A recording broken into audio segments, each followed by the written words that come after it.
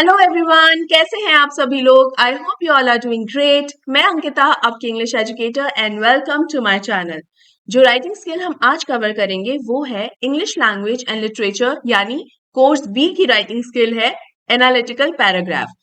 एक चीज मैं जल्दी से बता दूं, क्योंकि कई स्टूडेंट्स ना राइटिंग स्किल्स को लेकर थोड़ा सा कंफ्यूज हो जाते हैं कि मैम ये वाली पर्टिकुलर राइटिंग स्किल कोर्स ए की है या बी की। क्योंकि जब से मैंने ईमेल वाला वीडियो भी अपलोड किया है ना, कई स्टूडेंट्स ने मुझे कमेंट करके भी पूछा है, मैसेजेस भी किए हैं कि मैम ये ईमेल जो है कोर्स बी वालों को भी पढ़ना है क्या। तो नहीं बेटा, कोर्स बी वालों के लिए ईमेल नहीं है। कोर्स बी जो है उसके सिलेबस में सिर्फ दो राइटिंग स्किल्स हैं। एक है एनालिटिकल पैराग्राफ जो हम आज करेंगे, एक है फॉर्मल लेटर जो भी जल्द ही आने वाला है। कोर्स ए का भी मैं आपको बता देती हूँ कि कोर्स ए के अंदर चार राइटिंग स्किल्स हैं। एक है ईमेल, कवर कर चुके हैं, फॉर्मल लेटर्स, आर्टिकल्स और फैक्चुअल डिस्क्रिप्शन। ये तीन और यानी टोटल चार राइटिंग स्किल्स हैं जो कोर्स ए में है। तो आप लोग कंफ्यूज मत होना। इसके अलावा मैं प्लेलिस्ट भी अलग अलग बना दूंगी, तो कोई कंफ्यूजन अगर होगा भी तो वो फिर प्लेलिस्ट अलग अलग है तो नहीं होगा, ठीक है। अब हम आगे बढ़ते हैं, सीखते हैं कि एनालिटिकल पैराग्राफ क्या होता है। लेकिन उससे पहले इस वीडियो को लाइक कर दो, ज्यादा से ज्यादा शेयर कर दो ताकि मैक्सिमम स्टूडेंट्स तक ये पहुंच जाए। और अगर अभी तक मेरे चैनल को सब्सक्राइब नहीं किया है तो अभी और इसी वक्त से सब्सक्राइब भी कर लो। ऑल राइट देन, तो अब हम बढ़ते हैं हमारे एनालिटिकल पैराग्राफ की तरफ। ओके, तो ये सीखने से पहले कि ये एनालिटिकल पैराग्राफ लिखा कैसे जाता है, हम ये समझते हैं कि ये होता क्या है। बेसिकली इसके क्वेश्चन में ना तुमको कुछ डेटा प्रोवाइडेड रहता है, और वो डेटा या तो ग्राफ के फॉर्म में होगा या फिर किसी चार्ट के फॉर्म में। ये पाई चार्ट भी हो सकता है, ग्राफ तुम्हारा बार ग्राफ हो सकता है, लाइन ग्राफ हो सकता है। तो इस तरीके से तुमको डेटा जो है वो प्रोवाइडेड रहता है।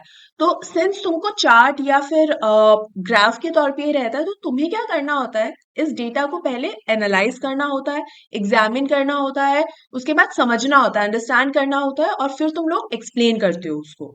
तो जैसे पाई चार्ट में तुम्हें कुछ डेटा दिया हुआ है, उसको तुमने समझा कि अच्छा कैसे क्या डेटा है, और उसको समझकर तुमने लिखा। अब ये डेटा बेसिकली होता क्या है। बेसिकली डेटा एक तरीके की स्टडी करके फिर कलेक्ट किया जाता है। मान लो एक स्कूल है, उसके अंदर एक स्टडी की गई कि कितने नंबर ऑफ स्टूडेंट्स ने कौन सा वाला सब्जेक्ट लिया है। मानो तीन सब्जेक्ट हैं, ए बी और सी, और टोटल नंबर ऑफ स्टूडेंट्स है 100, 100 बच्चे हैं। तो हो सकता है ए सब्जेक्ट को 20 स्टूडेंट्स ने लिया, बी सब्जेक्ट को 30 स्टूडेंट्स ने लिया, और सी सब्जेक्ट को बचे हुए 50 स्टूडेंट्स ने ले लिया। तो हो गए 100 स्टूडेंट्स का डिवीजन हो गया ए बी और सी सब्जेक्ट में। अभी सेम डेटा जो है तुम्हारे सामने, जब ये एनालिटिकल पैराग्राफ का क्वेश्चन आता है ना, तो ये सेम डेटा तुम्हारे सामने चार्ट के तौर पे भी आ सकता है, पाई चार्ट के तौर पे, ग्राफ के तौर पे भी आ सकता है, चाहे बार ग्राफ हो, चाहे लाइन ग्राफ हो, डबल लाइन ग्राफ हो, कैसे भी है तुम्हारे सामने वो उस तरीके से पेश हो जाएगा। तुम्हें उसे समझना है और फिर लिखना है। अब समझोगे कैसे, पहले तो इंडिविजुअली देख लोगे कि कौन सा वाला सब्जेक्ट कितने स्टूडेंट्स ने लिया है। फिर दो सब्जेक्ट्स को, दो दो को, जैसे ए बी, बी सी, ए और सी, इनको कंपेयर कर सकते हो। मिनिमम किस में है, मैक्सिमम नंबर ऑफ स्टूडेंट्स कौन से सब्जेक्ट्स में है। इस तरीके की तुमको ना एनालाइज करना होता है अच्छे से समझकर, और फिर तुम उसको एक्सप्लेन कर देते हो अल्टीमेटली। अब ये किस तरीके से होता है, कैसे क्या करते हैं, वो तो आगे अपन जब एग्जांपल्स देखेंगे ना तो अच्छे से सीखेंगे। इसी तरीके से डेटा आते हैं, ईयर वाइज भी आते हैं कि 2014 में मैक्सिमम नंबर ऑफ स्टूडेंट्स के अंदर ए सब्जेक्ट लिया था, लेकिन 2024 के अंदर मिनिमम नंबर ऑफ स्टूडेंट्स ने ही सब्जेक्ट ए लिया, है ना। इस तरीके का भी ईयर वाइज भी तुम्हारे सामने ग्राफ आता है। तो तुमको ये डिफरेंट टाइप्स ऑफ ग्राफ और जो चार्ट्स हैं उनको बस समझना होता है, और वो बहुत इजी होता है, मुश्किल भी नहीं होता। बस उसको समझो और फिर उसको अच्छी तरीके से प्रॉपरली एक्सप्लेन कर दो। राइट। अब ये पैराग्राफ को आपको करीब 100 से 120 वर्ड्स के अंदर लिखना होता है। 100 टू 120 वर्ड्स जो है, ये वर्ड लिमिट आपको दी हुई होती है। सीबीएसई कोर्स बी वाले स्टूडेंट्स से मैं बात कर रही हूँ यहाँ पर, क्योंकि जो 120 से 150 वर्ड्स की भी मैंने नीचे एक ऑप्शन दिया हुआ है, वो इसलिए दिया हुआ है क्योंकि एनालिटिकल पैराग्राफ जो है ना वो कुछ स्टेट बोर्ड्स के सिलेबस में भी है ना। तो कुछ स्टेट बोर्ड्स के अंदर उसका वर्ड काउंट है 120 टू 150, कुछ जगह है 150 टू 200। तो बेटा आपका जो भी वर्ड काउंट है ना, उसके हिसाब से आपको अपना पैराग्राफ छोटा करना है, बड़ा करना है, उसके हिसाब से करना। ये जो नंबर ऑफ लाइंस होती है ना, वो सिर्फ एक अंदाजे के तौर पे आपको बताई जाती है। मेन फोकस तो आपका वर्ड काउंट पे ही रहना चाहिए। अंदाजे के हिसाब से, ऐसे जैसे कई बच्चे मुझसे पूछ ही लेते हैं कि मैम कितनी लाइन में खत्म करना है इसको। तो आप कैसे बताओगे कितनी लाइन में खत्म करना है कि भाई सेम कंटेंट है, लेकिन कुछ बच्चों की हैंडराइटिंग छोटी होती है, कुछ बच्चों की हैंडराइटिंग बड़ी होती है, तो सेम कंटेंट की भी नंबर ऑफ लाइंस अलग हो सकती है ना? तो इतना फोकस नंबर ऑफ लाइंस पे मत रखो जितना आपको वर्ड काउंट पे रखना है, उसको सीरियसली लेना है आपको, ठीक है? तो ये हो गई वर्ड काउंट की बात, और ये सीबीएसई कोर्स बी में 5 नंबर का क्वेश्चन ही आता है, राइट? अब ये हो गया हमारा बेसिकली एनालिटिकल पैराग्राफ होता क्या है, कितने वर्ड काउंट का ये आता है और कितने मार्क्स का होता है, और किस तरीके से ये आपके सामने प्रेजेंट होता है, जैसे चार्ट के हिसाब से, ग्राफ के हिसाब से, ठीक है? अब इसके फॉर्मेट को समझते हैं। तो बहुत ही सिंपल सा और बेसिक सा फॉर्मेट इसका होता है। एक पैराग्राफ लिखना होता है तुम लोगों को, ठीक है? इस पैराग्राफ के अंदर 3 स्टेजेस होती हैं, 3 हिस्से नहीं होते, 3 स्टेजेस होती हैं। कि शुरू तुम्हें करना होता है किससे? इंट्रोडक्शन से, राइट? बता देना है बेसिकली कि किस बारे में तुम लोग लिखने वाले हो। फिर आता है बॉडी ऑफ पैराग्राफ, जो कि सबसे लेंदी होता है। जैसे इंट्रोडक्शन तुमने 1 से 2 या 2 से 3 लाइन में मैक्सिमम खत्म किया, उसके बाद इंट्रोडक्शन के अंदर तुमने पूरे उस ग्राफ को एक्सप्लेन किया। थोड़ी देर पहले मैंने बताया ना कि भाई ए और बी और सी सब्जेक्ट में कितने स्टूडेंट है, कैसे क्या है, कंपैरिजन वगैरह आगे और डिटेल में देखेंगे। ये सारी चीजें तुम्हें अपने बॉडी ऑफ पैराग्राफ के अंदर ही एक्सप्लेन करनी होती है, जो 7 to 8 या 8 to 9 लाइन्स में भी चला जाता है कई बार। And after that conclude the paragraph, आखिर में तुम्हें उसको एक क्लोजिंग देनी होती है, एक एंडिंग देनी होती है, ठीक है? वो भी 1 से 2 या 2 से 3 लाइन लिख सकते हो, ठीक है? अब पॉइंट्स जो भी नोटेड में देखो, 2 पॉइंट्स हैं, एक तो सिंगल पैराग्राफ का है, दूसरा do not leave a line, ये पॉइंट है। इसका मतलब ये है कि आपको ये एक सिंगल पैराग्राफ लिखना है, आपको कोई भी ऐसा स्टेप अटेम्प्ट नहीं करना है जिसकी वजह से एक सिंगल पैराग्राफ मल्टीपल पैराग्राफ्स में हो जाए। इसका मतलब ये है, कई बार बच्चे क्या करते हैं कि इंट्रोडक्शन लिखा, फिर एक लाइन छोड़ी, फिर बॉडी ऑफ पैराग्राफ लिखा, लाइन छोड़ी और फिर कंक्लूजन लिख दिया। तो उन्हें तो लगता है कि हमने बहुत नीट एंड क्लीन तरीके से वो दिखाया है ये, लेकिन नहीं, वो सही तरीका नहीं है। अगर आप खुद देखो तो आपने देखा जाए तो 3 पैराग्राफ्स कर दिए हैं, जबकि लिखना आपको एक पैराग्राफ ही है। तो ये सेल्फ एक्सप्लेनेटरी है, थोड़ी सी ना कॉमन सेंस वाली बात आ जाती है यहाँ पर, कि एनालिटिकल पैराग्राफ लिखना है, पैराग्राफ्स नहीं। तो एक सिंगल पैराग्राफ लिखना है तो मेक श्योर कि आप लाइन ना छोड़ो, या फिर आप अपना पैराग्राफ चेंज ना करो, क्योंकि the moment you change the paragraph, आप मल्टीपल पैराग्राफ्स लिख रहे हो, मतलब, है ना? आपको लिखना एक ही है। और सिंगल पैराग्राफ क्या होता है कि इंट्रोडक्शन के फर्स्ट वर्ड से लेकर बॉडी ऑफ पैराग्राफ से होते हुए कंक्लूजन के आखिरी वर्ड पर ही आपको फुल स्टॉप लगाना है। उसके बीच में तुम्हें कोई अपने पैंतरे नहीं लगाने की पैराग्राफ चेंज कर लिया है या पॉइंट्स में लिख दिया है या लाइन छोड़कर लिखा है, नहीं। सिंगल पैराग्राफ है, सिंगल पैराग्राफ की तरह ही लिखना है।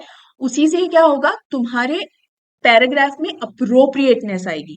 शुरू से हम इसी की बात कर रहे हैं ना कि हमें एक अप्रोप्रिएट आंसर ही लिखना है। कहाँ पे? करेक्ट। ये बात हमने करी थी हमारी how to write answers in CBSE board examination. इसका जो 3rd एपिसोड है ना, जिसमें मैंने सिखाया था कि how to frame a perfect answer, उसमें मैंने यही बताया था कि परफेक्ट आंसर लिखने के क्या क्या तरीके हो सकते हैं, कैसे आप उसको फ्रेम कर सकते हो। When you present most relevant points in a most appropriate manner, वही परफेक्ट आंसर होता है। ये बताया था मैंने, तो वो चीज यहाँ पर भी अप्लाई होगी, ठीक है? अब ये फॉर्मेट हो गया। अब हम इंट्रोडक्शन से शुरू करते हैं। अब देखो, सबसे पहले है कि आपको पता तो है कि हाँ ठीक है, इंट्रोडक्शन लिखना है, लेकिन उसको कैसे स्टार्ट करें? बहुत सारे स्टूडेंट्स को यहाँ आके दिक्कत होती है। क्यों? कई बच्चे कहते हैं कि मैम हम एक्सप्लेन कर देते हैं आगे का अच्छे, क्योंकि हमारे सामने पूरा का पूरा इंफॉर्मेशन डेटा तो है ही, तो हम एक्सप्लेन तो कर देते हैं, लेकिन स्टार्ट करना नहीं आता और कंक्लूजन में बहुत परेशानी होती है। अब नहीं होगी। तो ये देखो, ये है कुछ starting line ideas, some very important hacks, जिससे तुम अपने इंट्रोडक्शन को एकदम मोस्ट अप्रोप्रिएट स्टार्टिंग दे सकते हो। तो यहाँ पर देखो, the given table suggest, the given table provides the information, इसी तरीके से तुम्हें स्टार्ट करना पड़ता है। अब तुम्हें अगर कोई टेबल दी हुई है तो तुम गिवन टेबल लिख सकते हो, पाई चार्ट दिया हुआ है तो पाई चार्ट दे सकते हो, कोई भी ग्राफ दिया हुआ है तो जो भी ग्राफ दिया हुआ है वो तुम लिख सकते हो, ठीक है? कि the given pie chart provides the information, the given bar graph provides the information, है ना? अब ये तो 2 ही एग्जांपल्स हैं। इसके अलावा तुम सजेस्ट की जगह और क्या-क्या लिख सकते हो? प्रोवाइड्स लिख सकते हो, इलस्ट्रेट्स, डिस्प्लेस, ये सब लिख सकते हो।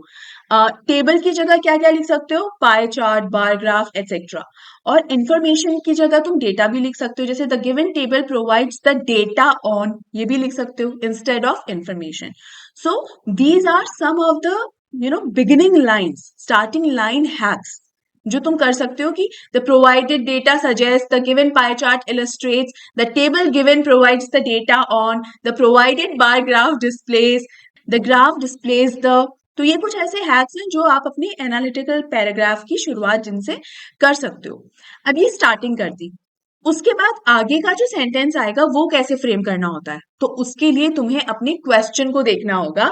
Take idea from the question, मतलब तुम्हारे क्वेश्चन में ही वो सेंटेंस लिखा हुआ होता है जो तुम्हें अपने इंट्रोडक्शन में लाना होता है। ये कैसे होता है ये देखो, ये क्वेश्चन दिया हुआ है तुम्हारे सामने। The given statistics display the spendings of the income of an average household in the UK, display the important points in an analytical paragraph. अब तुम लोगों के सामने एक पाई चार्ट दिया हुआ है, ठीक है ना, कि यूके के अंदर जो लोग अपनी इनकम है ना वो एवरेज किस किस चीज पर सबसे ज्यादा खर्च करते हैं, इस चीज का तुम्हारे सामने एक पाई चार्ट है, ठीक है। अब यहाँ स्टार्टिंग देखो किस तरह से की है मैंने, the given statistics display, statistics नाम तुम्हारे क्वेश्चन में ही दिया हुआ है, तो तुम स्टैटिस्टिक्स ही लिख सकते हो, पाई चार्ट भी लिखना चाहो तो बिल्कुल लिख सकते हो। अगले ऑप्शंस में मैंने वो भी दिया है, टोटल 3 ऑप्शंस दिए मैंने तुम्हें इसकी स्टार्टिंग के, तो तुम कैसे स्टार्ट कर सकते हो, द गिवन स्टैटिस्टिक्स डिस्प्ले, और आगे क्या कंटिन्यू करना है, the spendings of the income of an average household in the UK. As it is तुम्हारे क्वेश्चन में ही तो दिया गया है, बस वही एज इट इज छाप देना है अपने इंट्रोडक्शन में। हो गया तुम्हारा इंट्रोडक्शन।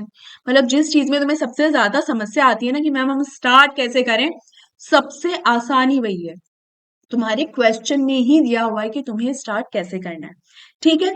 दूसरे दोनों ऑप्शंस भी देख लो, स्टैटिस्टिक्स की जगह पाई चार्ट लिख सकते हो, जैसे मैंने सेकंड ऑप्शन में बताया, थर्ड ऑप्शन में बताया।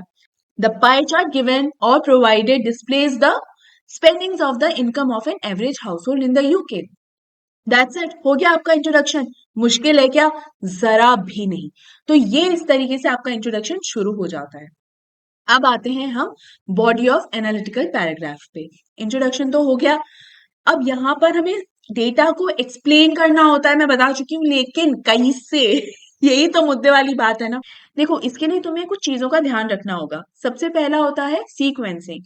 तुम्हें जो डेटा दिया हुआ होता है, चाहे पाई चार्ट के फॉर्म में हो या किसी ग्राफ के फॉर्म में, तुम्हें उसे एक सीक्वेंस में ही समझना जरूरी है, ताकि तुम उसको एक्सप्लेन भी प्रॉपरली कर पाओ। इसको इस ग्राफ से समझो। तुम्हें यहाँ पर एक डेटा दिया गया है कि स्विट्जरलैंड के अंदर 1980 से लेकर और 2030 तक कितने लोगों का जन्म हुआ और कितने लोगों की डेथ हुई, और ये तुम्हें ईयर वाइज यहाँ मेंशन किया हुआ है कि 1980 में कितने लोग पैदा हुए, कितने लोगों की डेथ हुई, फिर 1990 में कितने लोग पैदा हुए और कितने लोगों की डेथ हुई, और 2030 तक तुमको ये पूरा डेटा तुम्हारे सामने है। तो तुम ऐसा नहीं करोगे कि सबसे पहले तुमने 2020 को एग्जामिन करा, उसके बाद तुम 1990 पे आ रहे हो, फिर उसके बाद तुम 2030 को देख रहे हो, ऐसे नहीं करना है। 1980 से ही शुरू होके तुम्हें 2030 तक समझना है उसको, इस पूरे सीक्वेंस में ही जाओ। कभी भी अगर इस सीक्वेंस को तुमने तोड़ा ना तो वो गड़बड़ हो जाएगी। तो ये तो तुम्हारा ईयर वाइज सीक्वेंस हो गया। इसके अलावा जो तुम्हें पाई चार्ट दिया होता है ना, उस पाई चार्ट में यूजुअली जो चीजें होती है ना वो परसेंटेज बेसिस पर डिवाइड होती है। जैसे मैंने एबीसी वाला एग्जाम्पल जो तुमको दिया था सब्जेक्ट्स का, उसके अंदर किस परसेंटेज पर डिवाइड हुई थी, 20, 30 और 50, इस परसेंटेज पे। तो या तो तुम लोएस्ट टू हाईएस्ट परसेंटेज की तरफ जाओगे, मतलब या तो असेंडिंग ऑर्डर के अंदर तुम समझोगे, या तुम डिसेंडिंग ऑर्डर में समझोगे, कि सबसे पहले तुमने 50% वाले को यानी सी सब्जेक्ट को सबसे पहले एग्जामिन किया, उसके बाद तुमने बी सब्जेक्ट वाले को एग्जामिन किया जो कि 30% था, और लास्ट में तुमने ए परसेंटेज वाले को एग्जामिन किया जो कि मिनिमम पे था 20%, है ना। तो तुम्हें ये सीक्वेंसिंग बहुत ज्यादा ध्यान रखने की जरूरत है।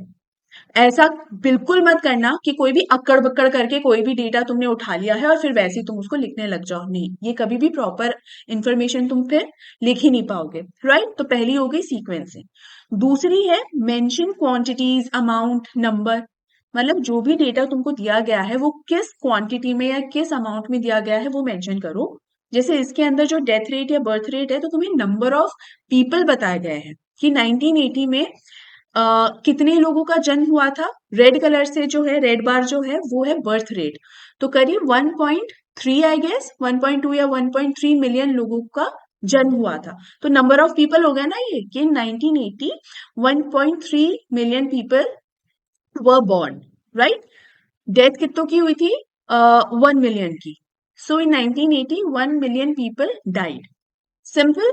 तो ये नंबर ऑफ या क्वांटिटी या अमाउंट, इसको हमेशा मेंशन करो। ये चीज अगर मेंशन नहीं करोगे तो अगेन एक अधूरी, एक इनकम्प्लीट इंफॉर्मेशन रह जाएगी तुम्हारे एनालिटिकल पैराग्राफ में। तो अगेन वो मार्क्स डिडक्ट होने के चांसेस तुम्हारे अच्छे खासे हो जाते हैं। तो हमेशा क्वांटिटी वगैरह ये सब मेंशन करो। इसके अलावा जो लास्ट इंपॉर्टेंट चीज होती है उसमें तुम्हें कंपेयर एंड कॉन्ट्रास्ट करना होता है। Now what is this compare and contrast? तो कंपैरिजन तुम यहाँ कैसे कर सकते हो भाई? किस हिसाब से कंपैरिजन होता है? या तो तुम सबसे पहला साल और सबसे आखिरी साल इन दोनों को कंपेयर करो कि 1980 को और 2030 को तुमने कंपेयर कर दिया। या फिर तुम कंपेयर कर सकते हो कि मिनिमम बर्थ रेट और मैक्सिमम बर्थ रेट वाला ईयर, ये दो कंपेयर कर सकते हो।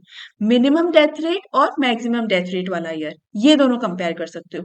तो तुम अगेन ये अक्कड़ बक्कड़ करके ऐसा नहीं कि कोई भी 2 साल तुमने उठाए और उनको कंपेयर करना शुरू कर दिया, ऐसा नहीं। There has to be a logic behind your comparison. ठीक है, तो ये होता है कंपेयर एंड कॉन्ट्रास्ट, जहां पर आप दो डेटा को लॉजिकली कंपेयर करते हो और उसके बाद उसमें सिमिलैरिटीज क्या है, डिफरेंसेस क्या क्या है, उनको मेंशन कर देते हो अपने बॉडी ऑफ पैराग्राफ के अंदर। अब जब सेंटेंस फ्रेम करने की बारी आती है ना, तो वहां पर भी स्टूडेंट्स को दिक्कत आती है कि मैम हम वो सेंटेंसेस को फ्रेम कैसे करें। सो डोंट वरी, अब वो दिक्कत भी नहीं आएगी, क्योंकि एनालिटिकल पैराग्राफ के अंदर कुछ शब्द ऐसे होते हैं जिनको अगर आप बाय हार्ट याद कर लोगे ना, तो सेंटेंस फ्रेम करना आपके लिए बहुत आसान हो जाएगा। अब देखो, एनालिटिकल पैराग्राफ में भले क्वेश्चंस अलग अलग किस्म के आ जाएं, लेकिन अल्टीमेटली आपको क्या करना होता है? दिया हुआ पाई चार्ट या कोई भी ग्राफ जो है, उसे ही तो स्टडी करना है ना, मतलब एक डेटा को स्टडी करना है और वो लिखना है आपको। तो कुछ वर्ड्स ऐसे होते हैं जिन्हें अगर आप अच्छे से समझ लें और उनका यूसेज आ जाए, तो आप सेंटेंसेस को बहुत बढ़िया तरीके से फ्रेम कर सकते हो। तो देखो वो कौन कौन से वर्ड्स हैं, ये है पूरी वोकैबुलरी। तो यहाँ देखो पहले लिखा हुआ है क्लोज टू। अब क्लोज टू आप यहाँ कैसे अप्लाई कर सकते हो? ग्राफ को देखो कि in the year 1980, 1990 and 2000 the birth rate and death rate are close to each other. बाकी के जो 3 साल जो मेंशन किए गए हैं ना, उसमें बर्थ रेट और डेथ रेट में बहुत ज्यादा डिफरेंस है। लेकिन पहले के जो 30 इयर्स जो है ना, 1980 से लेकर 2000, उसमें क्लोज टू ईच अदर है। फिर इंक्रीजिंग डिक्रीजिंग इंक्लाइनिंग डिक्लाइनिंग भी क्या है कि बर्थ रेट बढ़ती हुई अगर दिखा रहे हो तो इंक्रीजिंग, घटती हुई दिखा रहे हो तो डिक्रीजिंग। इंक्लाइनिंग और डिक्लाइनिंग भी यही होता है कि बढ़ता हुआ नंबर, घटता हुआ नंबर। इस तरीके से इन वर्ड्स को यूज करके आप समझा सकते हो। पीक्ड और हाइक का मतलब क्या होता है? एकदम हाईएस्ट, कि भाई the highest birth rate was in the year 2030 and the lowest death rate was also in the year 2030। मतलब 2030 records the highest number of birth rate and lowest number of death rate। हो गया ना, ये एक information है, data इस तरीके से आप एक्सप्लेन कर सकते हो। ये कुछ वर्ड्स होते हैं जो आपको अच्छे से याद रहने चाहिए, तो ताकि आप अपने पैराग्राफ के अंदर उसे यूज करके सेंटेंसेस बना सको। अब देखो 1980 1990 में अगर आप देखो तो बर्थ रेट जो है वो एक सी ही है, समान है, कम ज्यादा नहीं हो रही है। तो आप इसके लिए कौन से वर्ड्स यूज कर सकते हो? Constant, remain the same, that the birth rate in the year this and this remain the same, या is constant in these 2 years। ठीक है, तो ये इस तरीके से आप मेंशन कर सकते हो। So you can use these words. Fluctuations का मतलब क्या हो रहा है? अगर बहुत ज्यादा फ्लक्चुएट हो रही है, बहुत ज्यादा कम ज्यादा हो रही है, तो आप उसके लिए फ्लक्चुएशंस यूज कर सकते हो। अब नेक्स्ट देखो, half of, 3/4 of, 1/3 of, double. ये कब यूज होता है? जब आप दो डेटास को कंपेयर कर रहे होते हो, कि भाई अगर यहाँ पर हम इस बार ग्राफ की बात करें, तो 1980 के अंदर जितने बच्चों का जन्म हुआ था, 2030 में उससे डबल बच्चों का जन्म हुआ है। मतलब बर्थ रेट जो है डबल हो गई है, या बर्थ रेट जो है ट्रिपल हो गई है, या 4 टाइम्स हो गई है। इस तरीके से लिख सकते हैं। और अगर हाफ हो गई है तो आप हाफ लिख सकते हो, 1/3 लिख सकते हो। मतलब कंपेयर करके जो भी नंबर आता है आप वो नंबर ऐसे लिख सकते हो। अब ये पूरा हमने यहाँ पर जो सीखा समझा है बॉडी ऑफ पैराग्राफ को लेकर, हमें एक्चुअल में जब बॉडी ऑफ पैराग्राफ लिखना है तो हम इसको अप्लाई कैसे कैसे करेंगे, वो सीखते हैं। तो ये देखो, ये जो क्वेश्चन है वो वही वाला है जिसमें हमने इंट्रोडक्शन सीखा है, सेम वही क्वेश्चन है। अब बारी है हमारी पाई चार्ट को समझने की। इंट्रोडक्शन लिखते वक्त पाई चार्ट को समझने की जरूरत नहीं होती, क्योंकि वो तो हमें क्वेश्चन में जो दिया हुआ है वो छापना होता है ना, और स्टार्टिंग मैंने आपको बताई दी है।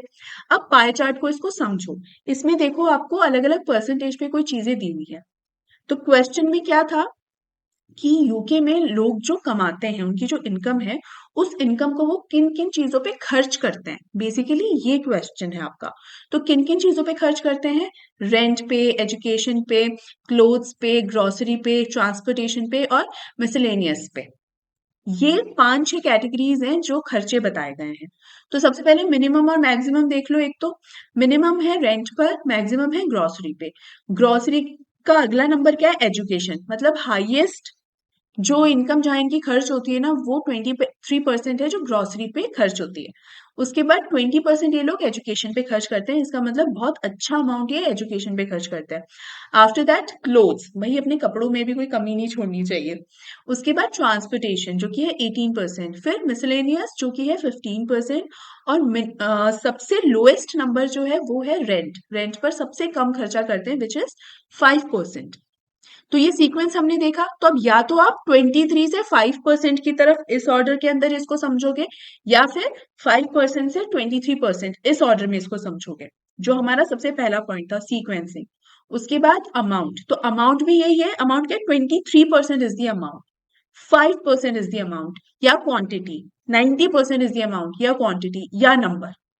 And then compare and contrast. Compare and contrast कैसे? कि मानो ग्रोसरी को और रेंट को आपने कंपेयर कर दिया, क्लोथ्स को, ट्रांसपोर्टेशन और एजुकेशन, इनको जब आपने कंपेयर किया तो क्या आया? Similar to each other. समान से ही है ना, सिमिलर टू ईच अदर। तो ये इस तरीके से आपको इस डेटा को पढ़ना है। अब हम लाइन बाय लाइन इसको देखते हैं। देखो, पहला पॉइंट क्या लिखा? The spendings is divided into 6 categories. हमने सबसे पहले बता दिया भाई 6 कैटेगरीज के अंदर जो खर्चे हैं वो 6 कैटेगरीज में डिवाइड हो गए और सारी कैटेगरीज का नाम लिख दिया है। उसके बाद according to the given pie chart, ये लिखना बहुत जरूरी है हर बार। According to the given pie chart, क्यों भाई? मैं नहीं कह रही हूँ ये, पाई चार्ट के अकॉर्डिंग। मेरा ओपिनियन नहीं चल रहा है यहाँ पर। पाई चार्ट जो बोल रहा है, मैं वो बस बता रही हूँ, ठीक है? तो according to the pie chart and average UK household spends the majority. ये जो मैंने पिंक से हाईलाइट किया हुआ है ना, यही वो वर्ड्स हैं, कुछ कीवर्ड्स या वोकैबुलरी जो आपको ध्यान में रखनी है, जिससे आपके सेंटेंसेस पूरी तरीके से अप्रोप्रिएटली फ्रेम होंगे। ऑफिस इनकम ऑन ग्रोसरीज हो गया। मेजॉरिटी किस में खर्च कर रहे हैं? ग्रोसरीज पे कर रहे हैं, which holds 23% of the pie chart. Now 23% हमने क्या मेंशन कर दिया? उसकी क्वांटिटी मेंशन कर दी, उसका अमाउंट मेंशन कर दिया, द नंबर। ठीक है, that I was talking about. तो सबसे पहले 23% को हमने मेंशन किया, विच शोज कि मैं एक सीक्वेंस पकड़ के चल रही हूँ, कि हाँ मैंने अकड़ वकड़ करके कोई भी बीच में से कुछ नहीं उठाया, या तो मैंने टॉप मोस्ट उठाया या फिर मैं सबसे कम वाला जो है 5% वो चूज करती। सीक्वेंस भी मैंने ठीक रखा है। और यहाँ पर जो मैंने 23% जो अमाउंट, क्वांटिटी या नंबर, आप कुछ भी बोल लो, वो जो मेंशन किया है वो भी सही से मेंशन कर दिया है, यानी सारी इंफॉर्मेशन अवेलेबल है। अब आगे बढ़ते हैं। यहाँ मैंने बात की है इस वाले पॉइंट में एजुकेशन, क्लोथ्स और ट्रांसपोर्टेशन की, क्योंकि इन तीनों पर जो खर्चा हुआ है वो सिमिलर सा ही हुआ है, 20, 19, 18%। तो यहाँ मैंने देखो कीवर्ड्स कौन कौन से यूज करे हैं, क्लोज टू या सिमिलर टू। पिछली स्लाइड में जो वोकैबुलरी थी या कीवर्ड्स, वो भी यही थे कि आसपास का अगर नंबर या जो क्वांटिटी है आसपास हो तो उसके लिए सिमिलर टू या क्लोज टू वाले वर्ड्स आप यूज कर सकते हो, है कि नहीं? यहाँ पर मैंने एजुकेशन के लिए एक और इंफॉर्मेशन साथ में ऐड करती है कि इतना भारी खर्चा, क्योंकि सेकंड हाईएस्ट खर्चा है ये, तो ये इतना भारी खर्चा शायद इसलिए हो सकता है क्योंकि वहां पर एजुकेशन और जो फीस है वो काफी हैवी पड़ती है, काफी ज्यादा है। तो इसलिए तो ये इन्फॉर्मेशन आप चाहो स्किप भी कर सकते हो, बट लेट्स से आपको वर्ड काउंट जहां ज्यादा आ जाता है जिन बच्चों के, जैसे जिसका 150 टू 200 है, तो अगर आपको अपना वर्ड काउंट ऐसे बढ़ाना है तो इस तरीके की आप लॉजिकल इन्फॉर्मेशन डाल सकते हो। अगर वर्ड काउंट इतना नहीं है और सिर्फ डेटा को बताकर ही आपका वो वर्ड काउंट कंप्लीट हो रहा है, so you can always skip such information. ठीक है, बिल्कुल स्किप कर सकते हो। आगे देखो, यहाँ बात करी है according to the given pie chart, an average UK household spends 15% of their income on miscellaneous items. यहाँ पर मैंने इसकी सेंटेंस की शुरुआत की है according to the given pie chart. ये according to the given pie chart मैंने यहाँ रिपीट किया है। हमेशा इस चीज का ध्यान रखना, एक पूरे लगभग 125 से 150 वर्ड, 125 एज इन 120 वर्ड्स जो होता है, उसमें आपने दूसरी बार अगर लिख दिया है it is absolutely fine.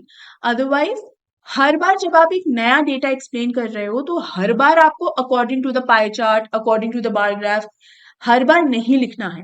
Maximum 2 bar he maximum, क्योंकि फिर ये रेपिटेशन लगता है और बिल्कुल यही साउंड करता है कि आपको वर्ड काउंट को कवर करना है, इसलिए आप बार बार ये चीज लिख रहे हो, रेपिटेशन को अवॉइड करना है। अपनी बॉडी ऑफ पैराग्राफ में अगर सेकेंड टाइम भी आप इसको अवॉइड कर सको कि अकॉर्डिंग टू द ग्राफ और चार्ट, तो बिल्कुल स्किप कर देना, बिल्कुल अवॉइड कर देना, कोई दिक्कत नहीं है। यहाँ पर मिसलेनियस आइटम्स पे कितना खर्चा हो रहा है वो बताया है, और फाइनली हमने किसके बारे में बात करी है, रेंट के बारे में, क्योंकि लोएस्ट फ्रैक्शन जो है पाई चार्ट का, तो ये आप वोकैबुलरी देखो, पूरे के अंदर वोकैबुलरी देखो, जो मैंने पिछली स्लाइड में आपको जितने भी वोकैबुलरी वर्ड्स या कीवर्ड्स बताए हैं ये वही है डेटा को एक्सप्लेन करने के लिए, ठीक है। और यहाँ देखो which is just 5%, meaning that in the UK rent is not as high as the price of groceries. इस पैराग्राफ में हमने क्या किया है, कंपैरिजन किया है हमने यहाँ पर, और सिर्फ ग्रोसरीज वाले से नहीं, पूरा सेंटेंस पढ़ोगे तो पता चलेगा कि रेंट वाले सेक्शन को बाकी के जो 5 सेक्शंस हैं, बाकी के जो 5 अलग अलग खर्चे जिस चीज पर कर रहे हैं यूके के लोग, उन पांचों से एक बार में कंपेयर कर दिया है कि जितना खर्चा बाकी सारी चीजों पे करते हैं यूके के लोग, रेंट पर उनका उतना खर्चा है ही नहीं। रेंट इज नियरली 5%, बाकी 15 है, 18, 19, 20, 23, तो वो फिर भी आस पास है, 15 टू 23 की रेंज में होगा, ये 5% एकदम ही अलग है। तो हमने इस डेटा को बाकी के 5 डेटा से एक साथ में कंपेयर कर दिया है, right. So it's a very strong comparison, ठीक है। तो इस तरीके से हमें अपनी बॉडी ऑफ पैराग्राफ को लिखना होता है। अब यहाँ पर तो देखो, तुमको समझाने के लिए मैंने हर एक सेंटेंस, हर एक पॉइंट को ना अलग अलग बताया है।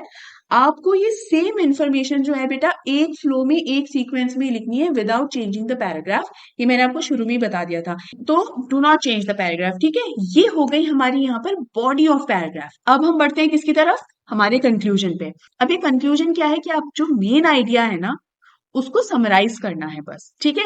आपको एक फाइनल थॉट देना है।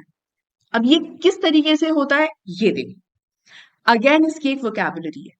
शुरुआत, जैसे इंट्रोडक्शन को शुरुआत करने का एक तरीका होता है ना, the given pie chart suggest या द प्रोवाइडेड डेटा इलस्ट्रेट्स, ये स्टार्टिंग होता है ना। कंक्लूजन का भी एक स्टार्टिंग होता है, ये सारी स्टार्टिंग है। आप टू कंक्लूड करके लिख सकते हो, to conclude the given information overall the data shows in a nutshell, in short, in all, therefore, ठीक है। तो स्टार्टिंग का तो आपको मिल गया है, एंडिंग आप कैसे करोगे, मतलब कंक्लूजन में तो बाकी का आपको 1 से 2 लाइनें लिखनी है ना, 3 भी हो सकती हैं। तो स्टार्टिंग मिल गई, बाकी की बची कुची लाइनें आप कैसे लिखोगे, तो वो इससे सीखो। ये सेम वही क्वेश्चन है जिसका इंट्रोडक्शन और बॉडी हमने अभी सीखा लिखना। कंक्लूड कैसे करोगे भाई, आपने पाई चार्ट को पूरा स्टडी अच्छे से कर लिया है ना, समझ में आ चुका है पूरा, तो आपने क्या नोटिस किया इसके बारे में, वो आपको कंक्लूजन में लिखना है। आपने ये नोटिस किया कि कहाँ कहाँ खर्चा करते हैं, और ये भी कि प्रायोरिटीज क्या हैं, यूके के लोगों की प्रायोरिटीज क्या है, कि वो फालतू की चीजों पे खर्चा नहीं करते हैं, वो अपनी जरूरत की चीजों पे खर्चा करते हैं। आपने ये नोटिस किया, उनकी प्रायोरिटीज नोटिस करी। एक आपने ये भी नोटिस किया होगा कि इन्होंने सेविंग्स के नाम पे कुछ भी नहीं रख रखा है, पूरा 100% यहाँ हो गया है, तो इन्होंने अपनी सेविंग्स के नाम पे कुछ भी नहीं रखा है, तो ये भी चीज नोट करने वाली है।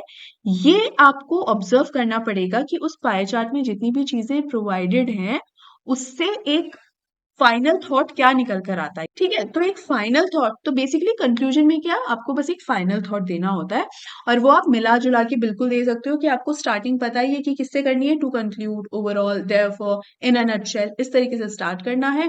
अगर जरूरत लग रहा है तो अपने क्वेश्चन में दी गई इंफॉर्मेशन आप और ऐड कर दो, जैसे यहाँ पर मैंने सेकेंड वाले पॉइंट के अंदर वो इंफॉर्मेशन ऐड की हुई है। लग रहा है अगर, तो बिल्कुल वो इंफॉर्मेशन ऐड कर दो, और वो इंफॉर्मेशन ऐड करने के बाद लास्ट के 3-4 वर्ड्स जो हैं अपने फाइनल थॉट की तरह लिख दो, कि भाई फ्यूचर के हिसाब से वो बहुत ज्यादा बचत नहीं करते हैं, सेविंग्स उतनी नहीं करते हैं, ठीक है, अपनी जरूरतों पे ज्यादा खर्चा करते हैं, राइट। ये होता है फाइनल थॉट। अब आप ये पूरा अगर देखो तो ये बहुत इजी है, पूरा डेटा आपके सामने है। मतलब ये एकमात्र ऐसा क्वेश्चन होता होगा पूरे पेपर के अंदर जिसका आंसर तुम्हारे सामने ही होता है, बस तुम्हें उसको देखकर लिखना होता है ना। तो ये तरीका है बेटा। तो आई एम श्योर यहाँ तक अच्छे से क्लियर हो गया होगा। अब अपन ना एक और एग्जाम्पल देखते हैं, एकदम फ्रेश एग्जाम्पल। हमने अभी पाई चार्ट पढ़ा, अब हम एक ग्राफ को पढ़ते हैं, है ना। इस ग्राफ का क्वेश्चन देखते हैं पहले। The given double bar graph shows the preferences of children in a school in playing different games over the span of 6 years. Write an analytical paragraph about the given information. अब देखो आपके पास क्या क्या information है। यहाँ आपको 6 सालों के लिए, मतलब कहाँ से कहाँ तक है, 2014 से 2019, इन 6 इयर्स का डेटा दिया गया है। और वो डेटा क्या है, 2 गेम्स हैं, एक है वॉलीबॉल और एक है बास्केटबॉल। इन 6 इयर्स के अंदर कितने स्टूडेंट्स ने किस ईयर में वॉलीबॉल को सिलेक्ट किया और किस ईयर में बास्केटबॉल को सिलेक्ट किया, वो डेटा आप लोगों को यहाँ दिया हुआ है। तो आपके पास क्या है, कंपैरिजन करने के लिए ईयर्स हैं, एक क्रोनोलॉजी या सीक्वेंस फॉलो करने के लिए ईयर्स दे रखे हैं, डेटा किससे रिलेटेड है, स्टूडेंट्स, नंबर ऑफ स्टूडेंट्स हैं उनसे रिलेटेड है, और किस पर बेस्ड है, गेम्स पर, स्पोर्ट्स पे, कि वॉलीबॉल या बास्केटबॉल। ठीक है, तो कौन सा वाला स्पॉट कौन से ईयर में कितने स्टूडेंट्स ने सेलेक्ट किया। ठीक है, अब इसको लिखना कैसे है वो देखते हैं। यहाँ इस पैराग्राफ की पहली लाइन देखो और अपने क्वेश्चन की पहली लाइन देख लो, एकदम डिट्टो कॉपी पेस्ट है। सिर्फ यहाँ मैंने एक एडिशनल इंफॉर्मेशन लिखी है, दैट इज फ्रॉम 2014 टू 19। भाई हम कौन से ईयर से लेकर किस ईयर तक का डेटा एनालाइज कर रहे हैं वो मेंशन करना जरूरी है, क्योंकि ये एक एडिशनल इंफॉर्मेशन है जो क्वेश्चन में नहीं लिखी हुई है। वहां पर सिर्फ लिखा है स्पैन ऑफ 6 इयर्स, ये 6 इयर्स कौन से वाले हैं वो बताना होगा। इसके अलावा जितनी भी इंपॉर्टेंट टर्म्स हैं, कीवर्ड्स या वोकैबुलरी है, जो मैंने अभी अभी आपको सिखाई है सारी, जिसको यूज करके आप अपने सेंटेंसेस को फ्रेम करते हो, वो सारी मैंने यहाँ पर पिंक में हाईलाइट की हुई है, ताकि तुम लोगों को ना आसानी रहे समझने में कि उन कीवर्ड्स को इस्तेमाल कैसे किया जाता है। इनको सिर्फ याद करके कुछ नहीं होगा, इन्हें अप्लाई करना जब तक नहीं सीखोगे कोई मतलब नहीं है, राइट। तो ये देखो, the given double bar graph shows, ये तो हमने पूरा स्टार्टिंग जो इंट्रोडक्शन है वो कर ही लिया है, क्वेश्चन में से देख लिया कि क्या इन्फॉर्मेशन है, यहाँ पर लिख दी है। आफ्टर दैट हमने 6 ईयर स्पैन कौन सा वाला ईयर है वो मेंशन कर दिया। उसके बाद इंट्रोडक्शन लिख लिया, उसके बाद हम बॉडी ऑफ पैराग्राफ पे आएंगे। तो बॉडी ऑफ पैराग्राफ को शुरू कैसे करते हैं, यहाँ क्या लिखा है, the graph shows that the, तो यहाँ लिखा है the graph shows that the. इसके अलावा और क्या क्या ऑप्शन हो सकते हैं, according to the given bar graph, according to the bar graph provided, ये ऑप्शंस भी आप बिल्कुल इनसे भी स्टार्ट कर सकते हो, है ना। तो आगे देखो क्या है, the graph shows that the highest number of children interested in playing volleyball is in the year 2016, whereas in 2019 lowest number of children prefer volleyball. जो शब्द है whereas, वो साफ साफ बता रहा है कि कंपैरिजन हो रहा है। तो देखो इसके अंदर मैंने कैसे समझाया है इसको, मैंने पहले लिया है वॉलीबॉल, दो स्पोर्ट्स के बारे में है ना, तो पहले मैंने वॉलीबॉल के बारे में बात करी है कि in the span of 6 years highest number of students volleyball में कब आए और lowest number of students volleyball में कब थे। सबसे पहले इसको समझाया है, और ये समझाने के बाद फिर मैंने क्रोनोलॉजिकल ऑर्डर के अंदर, यानी 2014 से लेकर 2019 तक, सीक्वेंस वाइज, ईयर वाइज, उस सीक्वेंस को तोड़ा नहीं कि पहले 17 ले लिया उसके बाद 2015 की बात की, बिल्कुल ऐसे नहीं। 14, 15, 16, 17, 18, 19 इसी सीक्वेंस में सिर्फ वॉलीबॉल को समझाया है। आफ्टर दैट बास्केटबॉल के बारे में बात की है और फिर कंक्लूड किया है। तो ये समझ गए। अब देखो यहाँ पर क्या है, पहले मैंने बता दिया हाईएस्ट और लोएस्ट नंबर, और उसके बाद मैं बात कर रही हूँ कि 2014 के अंदर सिर्फ 200 बच्चे थे जो 200 से फिर 300 पर पहुंच गए इन 2015। फिर 2016 में ग्रेटेस्ट हाइक थी, तो कितने बच्चे आए थे, 450 students, maximum number of new students enrolled in this year in 2016। तो हाइक वर्ड यूज हो रहा है, और ग्रेटेस्ट क्यों, क्योंकि अच्छी बड़ी हाइक थी तो इसलिए ग्रेटेस्ट हाइक।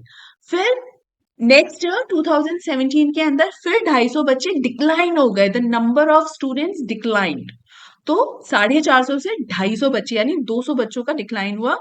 उसके बाद in 2018 it again showed a hike of 400 children, again 2018 के अंदर फिर से 400 बच्चे और बढ़ गए।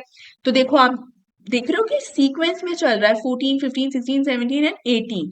ठीक है, this shows great fluctuations in children's preference related to volleyball.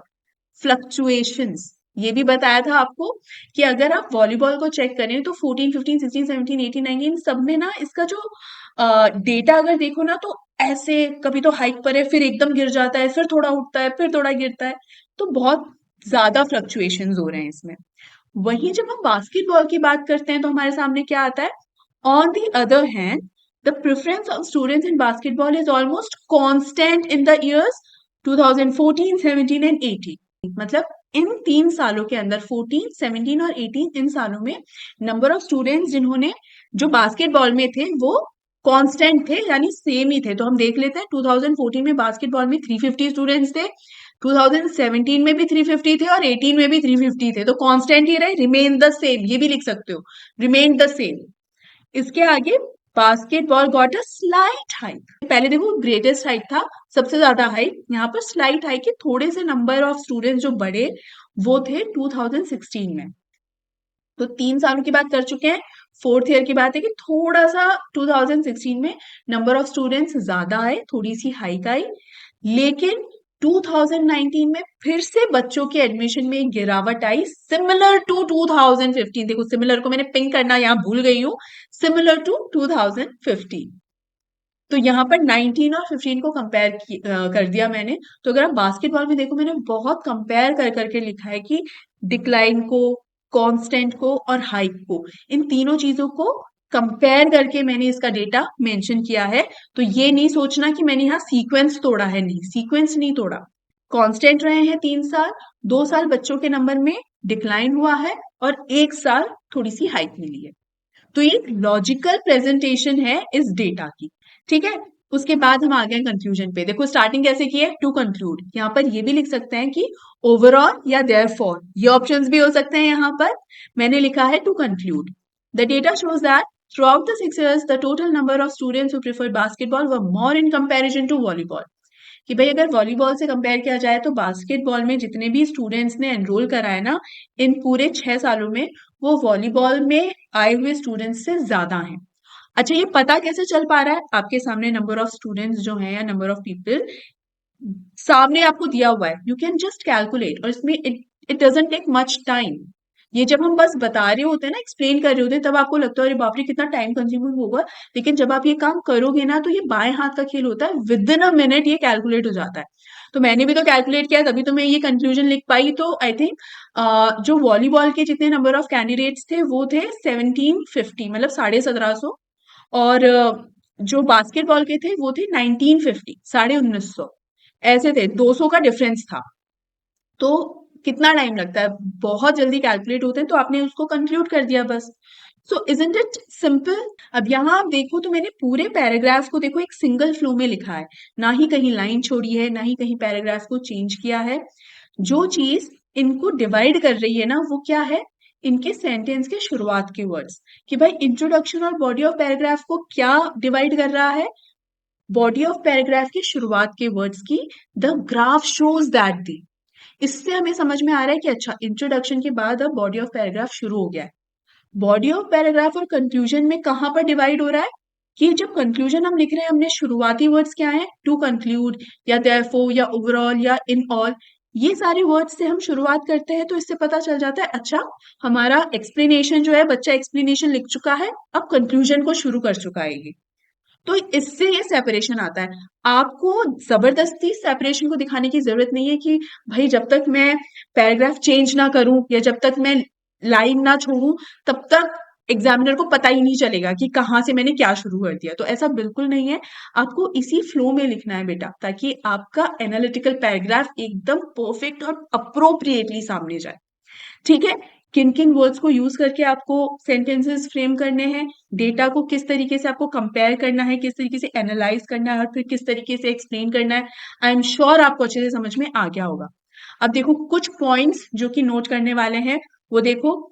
It should B brief around 100 to 120 words, मतलब टू द पॉइंट बात लिखनी है। कभी भी अपने इंफॉर्मेशन को बढ़ाने के लिए अननेसेसरी वर्ड्स या अननेसेसरी बातें लिखने की जरूरत नहीं है। 100 और 120 वर्ड्स मैंने इसलिए मेंशन किया है क्योंकि ये स्पेशली मैं कोर्स बी के बच्चों के लिए बता रही हूँ, class 10 course B CBSE.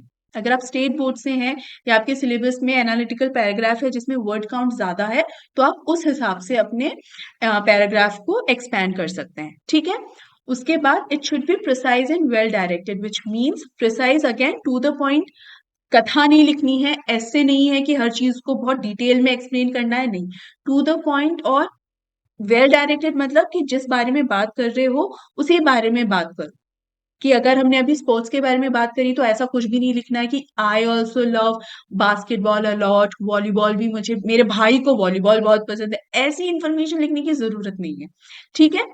Clear and crisp language should be implemented. Clear and crisp मतलब अगेन वो वर्ड्स का इस्तेमाल या वो भाषा का इस्तेमाल जो इंफॉर्मेशन को एकदम सटीक बताएं, कि आप जो कहना चाह रहे हो वही इंफॉर्मेशन एग्जामिनर तक पहुंचे। और वो कैसे होती है, जितने भी इंपॉर्टेंट टर्म्स, ये जो वोकैबुलरी मैंने आपको सिखाई, introduction, body of paragraph, conclusion, इन सब के लिए मैंने जितनी भी टर्म्स आपको बताई हैं उनको इस्तेमाल करके आप सेंटेंसेस फ्रेम करोगे तो वो एकदम क्लियर एंड क्रिस्प मीनिंग देगी। ठीक है, to the point. Next is कि आपको जिस टेंस के अंदर आपने लिखना शुरू किया है अंत भी उसी टेंस के अंदर करोगे। मतलब ऐसा नहीं होगा कि आपने शुरुआत तो करी है, इंट्रोडक्शन की शुरुआत तो करी है आपने पास्ट टेंस से, फिर बॉडी ऑफ पैराग्राफ में आप फ्यूचर टेंस के अंदर सेंटेंसेस लिखने लग गए और कंक्लूजन तक पहुंचते पहुंचते आप प्रेजेंट टेंस के सेंटेंसेस फ्रेम करने लग गए। ऐसा नहीं होगा। कोई भी एक टेंस पकड़ लो, यूजुअली प्रेजेंट सिंपल टेंस के अंदर सेंटेंसेस फ्रेम होते हैं, तो आपको एक टेंस ही पकड़ के चलना है और सिंपल टेंस में अगर लिखोगे वो सबसे अच्छी तरीके से उसमें ही लिखा जाता है। तीनों की तीनों ऐसे वैरायटी मत डाल देना उसके अंदर कि भूत भविष्य वर्तमान सारे काल मैंने इसमें पैराग्राफ में डाल दिए ये मत करना। ठीक है। उसके बाद चूंकि एक एनालिटिकल पैराग्राफ है, आपको एनालाइज करना है एक डेटा जो ऑलरेडी रिकॉर्ड हो चुका है, मतलब एक रिकॉर्डेड डेटा है। तो वो रिकॉर्डेड डेटा, उसको समझकर आपको उस डेटा को एक्सप्लेन करना होता है। अपने कोई पर्सनल ओपिनियंस नहीं देने होते कि मुझे ऐसा लगता है, नहीं। मैंने आपको क्या बताया था, according to the data, according to the graph, according to the chart. ये क्यों लिखना होता है कि हम जो लिख रहे हैं ना, जो ग्राफ में या चार्ट में जो डेटा प्रोवाइडेड है वही हम मेंशन कर रहे हैं। आपको अपनी कोई बात या अपना कोई ओपिनियन वहां नहीं लिखना होता है कि मुझे ऐसा लगता है, नो। डेटा में क्या लिखा है बस वही लिखो, बात खत्म। उसके बाद it should clearly portray the stated facts. जो फैक्ट्स है, फैक्ट्स मतलब वही कि जो इंफॉर्मेशन गिवन है उसी को ही क्लियरली वही लिखो। उस डेटा के अंदर अपनी तरफ से कोई भी छेड़छाड़ करने की जरूरत नहीं है। ठीक है। Finally the use of first person pronouns should be omitted, यानी कोई भी सेंटेंस में आपको आई या वी करके, यानी फर्स्ट पर्सन प्रोनाउंस जो है उनको यूज कर नहीं लिखना है, क्योंकि फर्स्ट पर्सन प्रोनाउन में क्या होता है, फिर वो पर्सनल ओपिनियन जैसी बात आने लग जाती है। आपको तो डेटा है तो उस डेटा के अकॉर्डिंग लिखना है, बस आपको तो आपके पर्सनल ओपिनियंस तो लिखने नहीं है। और आई और वी करके अगर लिखोगे तो वो बिल्कुल भी करेक्ट नहीं है, तो आपको वो नहीं लिखना है। राइट। आपको मैंने जो दो एग्जाम्पल्स भी दिए हैं, आप अगर ध्यान दो तो उसमें आई या वी इन दोनों का कहीं पर भी यूज नहीं हुआ है, तो आप भी अपने एनालिटिकल पैराग्राफ में फर्स्ट पर्सन प्रोनाउंस का यूज नहीं करेंगे। ठीक है। Now I am sure students कि इस पॉइंट तक आपको एनालिटिकल पैराग्राफ अच्छे से समझ में आ गया है, पूरी तरीके से क्लियर हो गया होगा। लेकिन फिर भी कहीं कोई डाउट रह गया है तो निसंकोच आप मुझे कमेंट सेक्शन में पूछ सकते हैं अपने डाउट्स। आप जानते हैं मैं आपके डाउट्स को हमेशा क्लियर करती हूँ। हाँ, कई बार हो सकता है थोड़ा टाइम लग जाए, but you know very well मैं आपके डाउट्स को हमेशा क्लियर करती हूँ। राइट। इसके अलावा बेटा देखो, सीख तो लिया ही है आपने, अच्छी तरीके से समझ लिया है, लेकिन इसकी प्रैक्टिस करना जरूरी है। ट्रस्ट मी, 2 या 3 एनालिटिकल पैराग्राफ्स को अच्छी तरीके से प्रैक्टिस कर लो, क्योंकि सिमिलर सी ही जो वोकैबुलरी होती है ना, सिमिलर सी होती है। 2, 3 या 4 अच्छे से एक बार प्रैक्टिस कर लोगे ना, किसी भी तरीके का पैराग्राफ आ जाए फिर आपके सामने, कैसा भी क्वेश्चन आ जाए, चुटकियों में आप उसको सॉल्व कर सकते हो। ठीक है, तो चलो यहाँ पर हम इस वीडियो को एंड करते हैं। अपना ध्यान रखिए, वीडियो को लाइक और शेयर कीजिए, चैनल को सब्सक्राइब नहीं किया है तो कर लीजिए, और मेरी जो बाकी की सीरीज है ग्रामर की और how to write answers in CBSE board examination, उन्हें भी जरूर से जरूर चेक कीजिए, आपके लिए बहुत हेल्पफुल है। ऑलराइट स्टूडेंट्स, मिलते हैं अगले वीडियो में। Take care and good bye.